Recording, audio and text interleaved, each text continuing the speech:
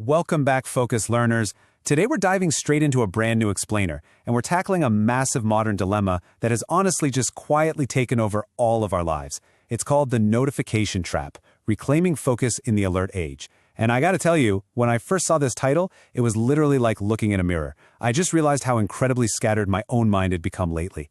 I'd sit down to work feeling super motivated, right? And then within an hour, my attention was just completely shredded into a million tiny pieces. So in this explainer, we're going to map out exactly what's happening to our brains every single day and lay down the groundwork for how we can finally fight back. So 150. Just let that number hang in the air for a second. I actually remember sitting at my desk a few weeks ago just feeling completely overwhelmed. I had my phone sitting there, my smartwatch buzzing on my wrist, my email open on the desktop.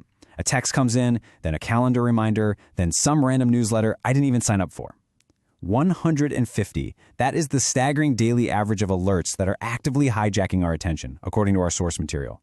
Literally 150 times a day, your train of thought is just derailed.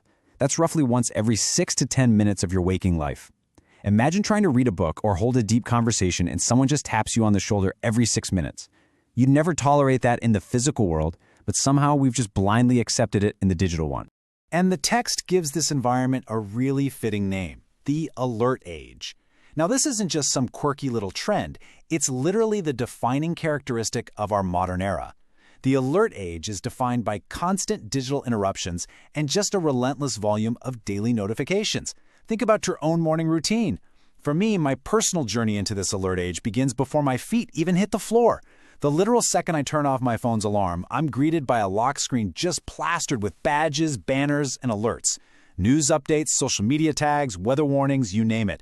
We aren't just living in the information age anymore. We've completely transitioned into an era where that information is aggressively demanding our attention, and it's fragmenting our time before we even get a chance to plan out our day. So I've really got to ask you directly, how exactly do 150 alerts actually destroy your focus? Well, it's not just about the split second it takes to glance at your screen. The destruction of your focus is this active, lingering process. In my own life, I started noticing that after checking a seemingly harmless notification, like a super quick message from a friend, it wasn't just those 10 seconds to read it that I lost. My brain had entirely shifted contexts. Suddenly, I was thinking about weekend plans instead of the script I was trying to write. Returning to that original task took real mental energy and time. It's a massive cognitive switching cost. And when you multiply that switching cost by 150 daily alerts, it completely annihilates any chance of getting into a state of deep, meaningful concentration. The sheer volume creates this barrier to deep work that is practically impossible to overcome just by using pure willpower. And that brings us to a really important concept from the source. We shouldn't just call this an annoyance or a distraction. It is the notification trap. And you know what makes a trap so incredibly dangerous? You usually don't even realize you're in it until it's way too late. The trap works because we're actually complicit in it. We're building the bars ourselves. I remember setting up a new app recently and just mindlessly tapping allow when it asked to send notifications. I was literally constructing my own cage without even realizing it. These 1,500 daily alerts ensnare our attention span because they create a completely false sense of urgency. We feel like we're being productive because we're reacting so fast to all the pings and dings. But reacting is not the same thing as thinking. The trap is believing that staying constantly connected is a virtue, when in reality it's systematically dismantling our ability to focus on absolutely anything of real substance. Now, the source breaks this down into a very logical, inevitable pipeline. Let's look at the steps. Step 1. Those 150 daily alerts trigger. This is just the baseline environment of the alert age we talked about. The pings go off. Then, step 2. Focus is systematically destroyed. And notice that word, systematically. It is not random. Every single alert forces that context switch, draining your cognitive battery piece by piece, which leads right into step 3. The user is fully caught in the notification trap. I gotta be honest, I lived this exact pipeline for years. I would start at step 1 every single morning, experience the total destruction of my focus by lunchtime in step 2, and then spend my entire afternoon stuck in step 3, just constantly reacting to emails and messages, completely unable to proactively guide my own work. This pipeline is just the mathematical outcome of sheer volume. If you allow step 1, you really cannot avoid step 3. So what's the alternative here?